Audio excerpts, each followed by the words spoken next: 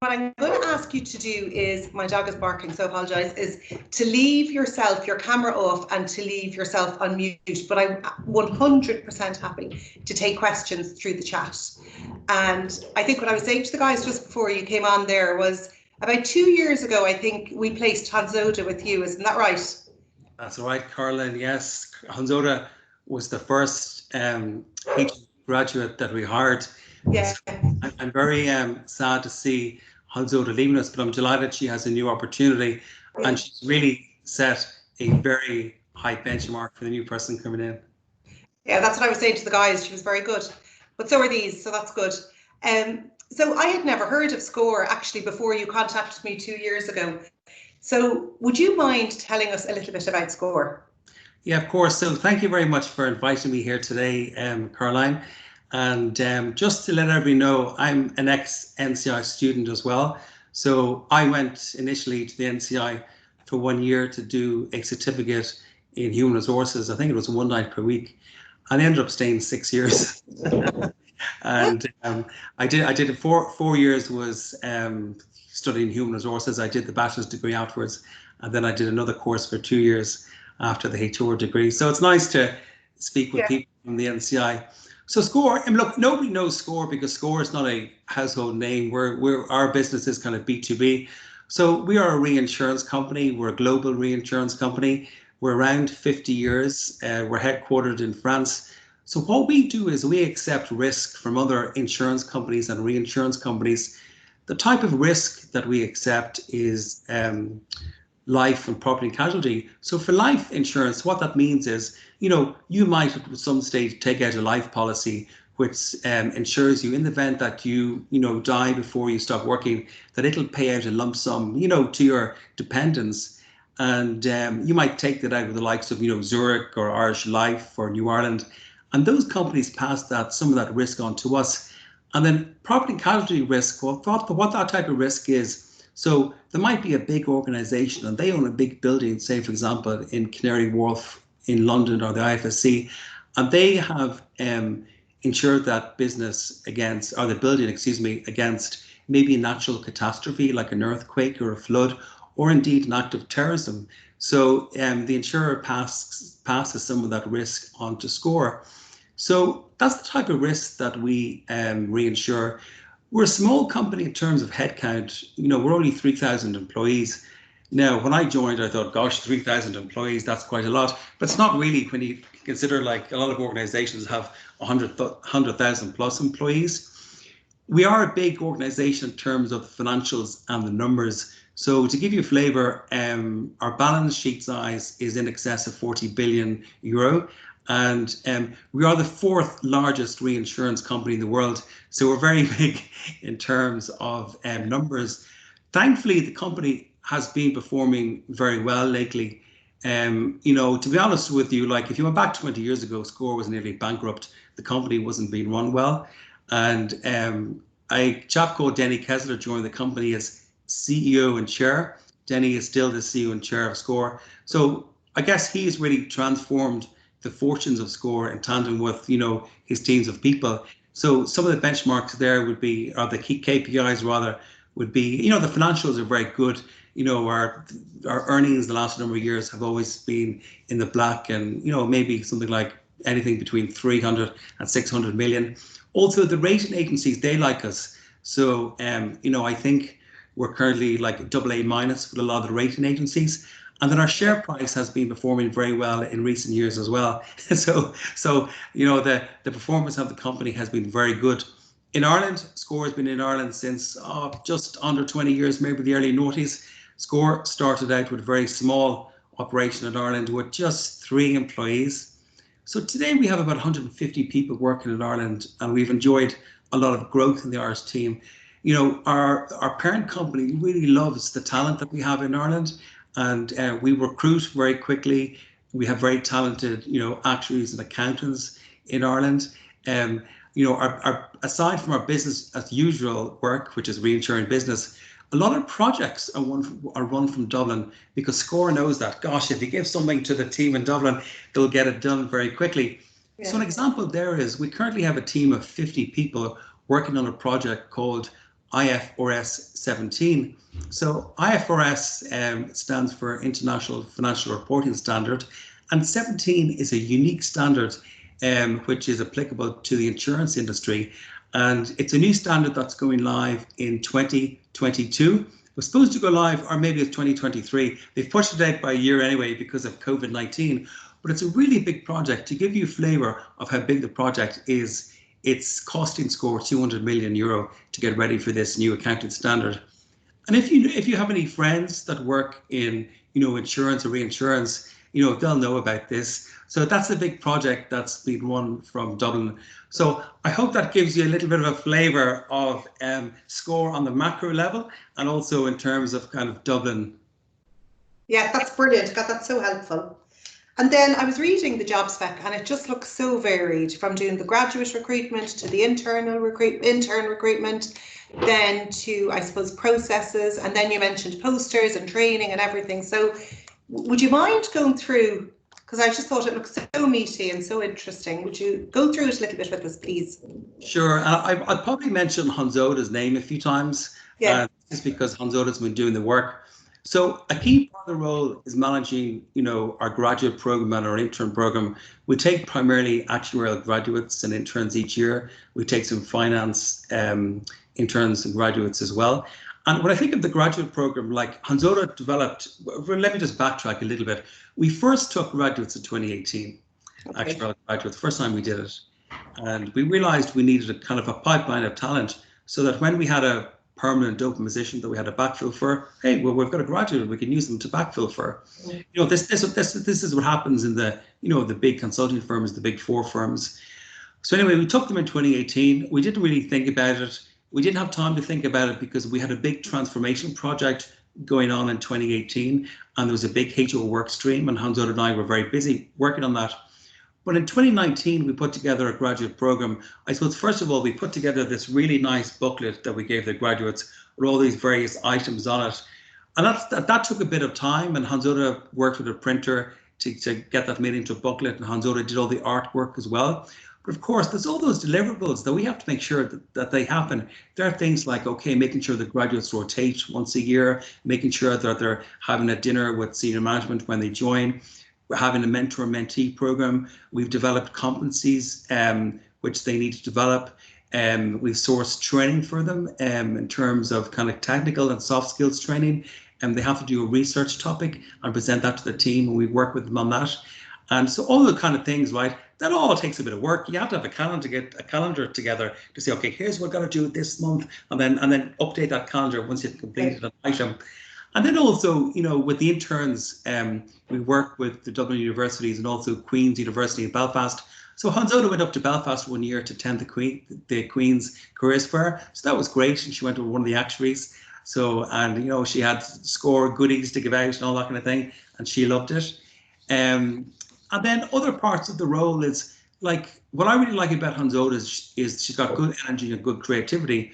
So, we've all been working from home since March, and I've been like, okay, Hans Oda, what can we do to make sure that the team remain connected? We have a bit of fun. So we organised team lunches. So each team would have a go at hosting a lunch once a week with a particular theme. So HR, our theme was you bring your children and your pets on the Microsoft Teams lunch so we could see them. Another team did a musical lunch. So if you played instruments, if you sang, you did that. And that worked out very well. Another team did a lunch whereby we played Pictionary, and that was great fun. We teams play against each other. Also, another thing we did was you'd have a random one-to-one with somebody once a week. So when we're in the office, we would go in and get a tea or coffee in the kitchen. And randomly you meet people. There might be people on different teams, somebody you've never really spoken to before, and you have a chat. So because the office is closed, that wasn't happening. So we set up these weekly one-to-one meetings. We also sent out a postcard to everybody because we realized that not everybody was reading our emails regarding various support initiatives that are available to Scor staff. So Hans Oda designed a postcard, and she worked with a printer, and we sent that out to everybody. So the things in the postcard, were things like, okay, so Irish Life or health insurer, they have a great employee assistance program, and they got a very good healthy minds app, it's called. So there's various supports there available for people, reminding people about, phone numbers for IT if you need IT, HR facilities, other things like that, Yeah. Other parts of the role, then, there is a lot of kind of admin reporting and that type of thing. We have 2 regulated entities in Ireland, so they have board meetings each quarter, and HR have to submit a report. It's fairly straightforward. It's org charts and headcount and things like that, but it needs to be exactly right, because if there's a discrepancy, these people will pick up on it. So Hans-Oda prepares all of that for me, and I review it. She prepares the employment contracts, deals with people. Maybe we have people who have announced that they're pregnant, and we have to go through their leave entitlements with them. Hans-Oda will do that. So there's lots of kind of HR stuff, stuff that is ad hoc, and stuff that requires somebody to be creative, Yeah, that's so interesting. And so how many, is it just yourself and this person that's in the role, or is there more in the HR team? So there's 4 of us in the HR team. Okay. So in addition to myself and this role we're recruiting for, we have Hannah. Hannah is, joined us last year predominantly to kind of work on recruitment. She should probably be on this call now. But no, she does a bit of everything, And then we've Leanne. Leanne is part-time with us, and Leanne is primarily kind of payroll, compensation, and benefits. She administers all of that. Brilliant. And then if I were to say to you, I suppose something the students were asking me earlier, I was talking to a good few of them this morning, was, I suppose, what will the recruitment process be like? What are you thinking? It'll be a standard interview with Hannah and I. So you won't be, it'll just be one meeting. And and just be ready for a standard interview. That would be my advice. The most important interview question is to tell me about yourself, and have something prepared, kind of 5-10 minutes max. Sometimes I meet people and they answer that question in 20-30 seconds, and I do feel, gosh, you haven't really told me anything about yourself. Yeah. And also when I meet candidates, enthusiasm, and, hello there, how's it going? And like if candidates say to me at the end of an interview, oh, thank you so much, Tom, for meeting me today. I'd love to work for your company. It sounds great. Even if they have gaps in their experience or the skills, I'm like, hire that person because they've got a great attitude. So that's something I look for as well at an interview, Yeah. And say now in terms of the CV, because I probably have, I'd say so far I probably have 15 CVs of students who are interested.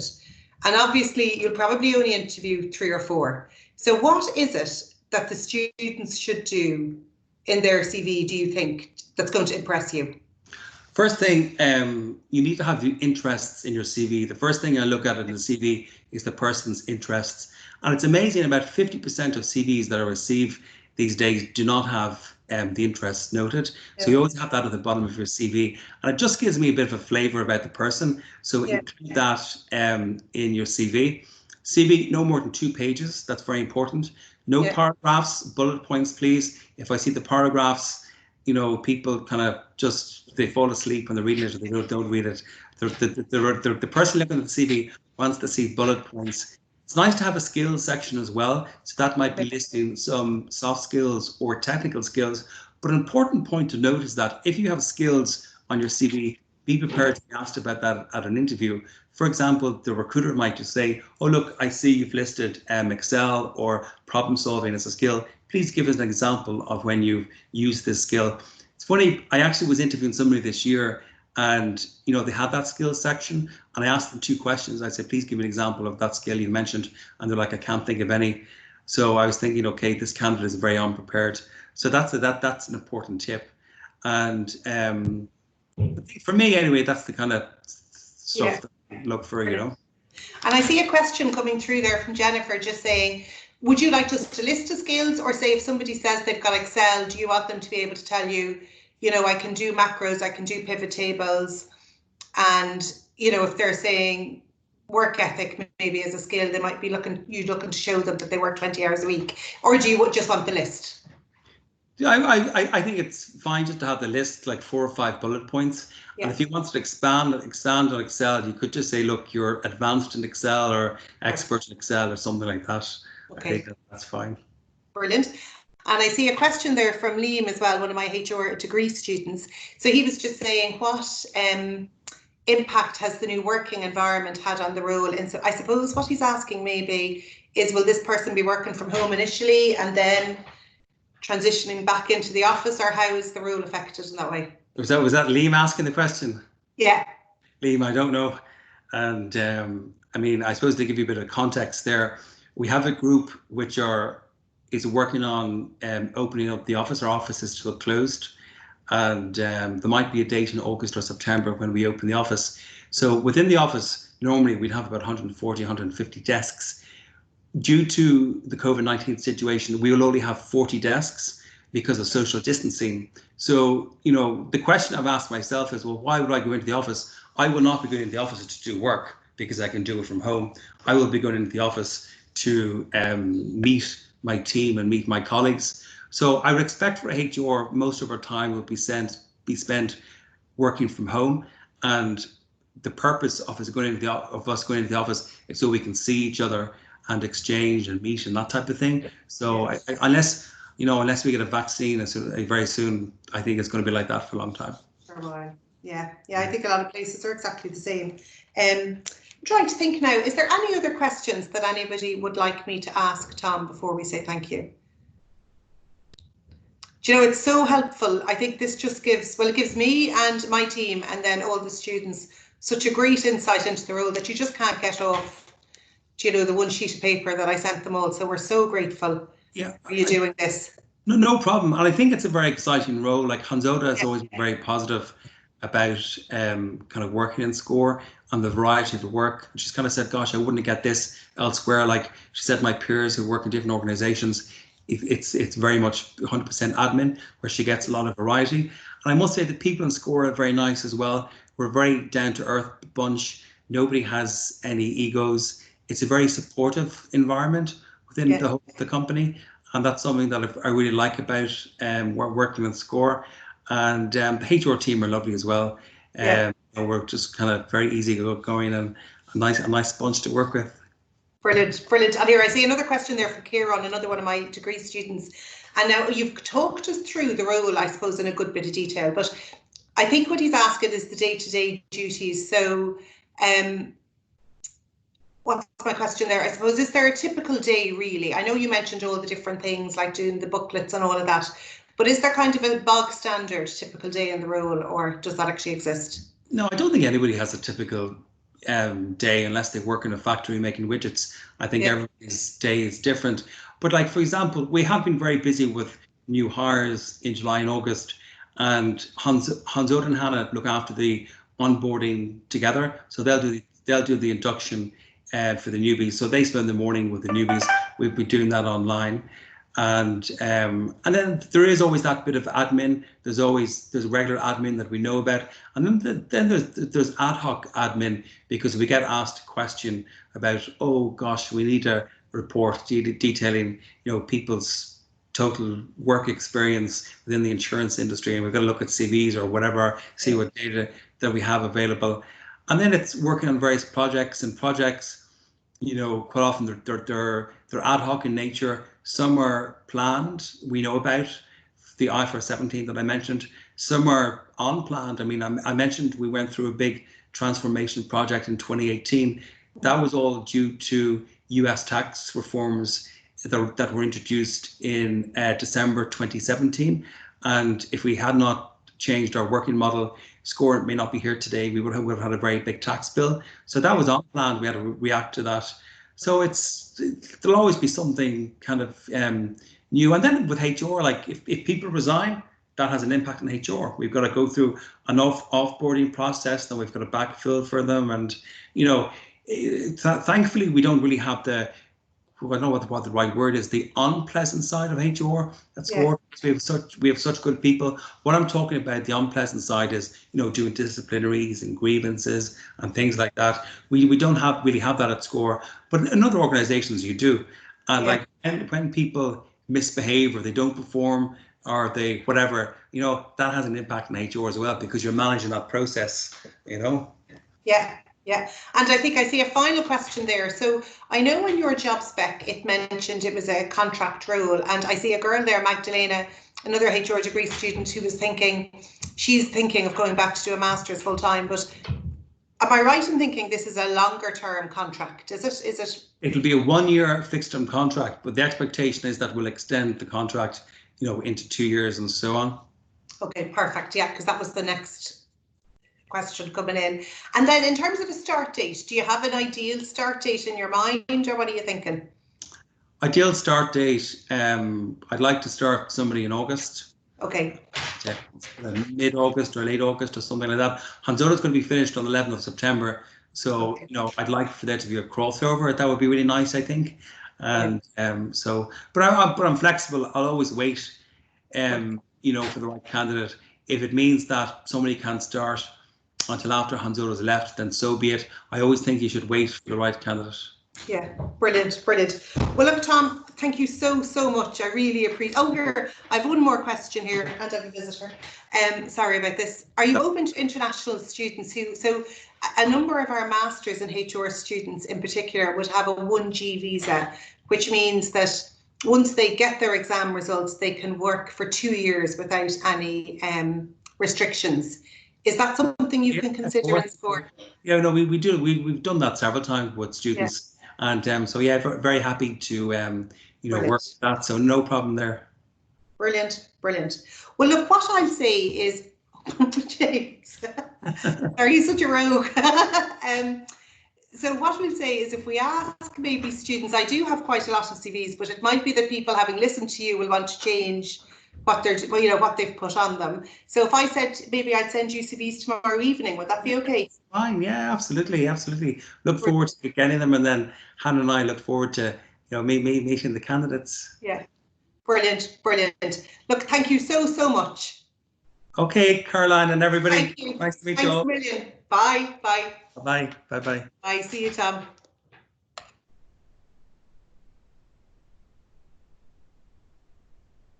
Okay, so I think now he's left. So is there any other questions there? Because I see Tom's after leaving there now. Let me just stop the recording now.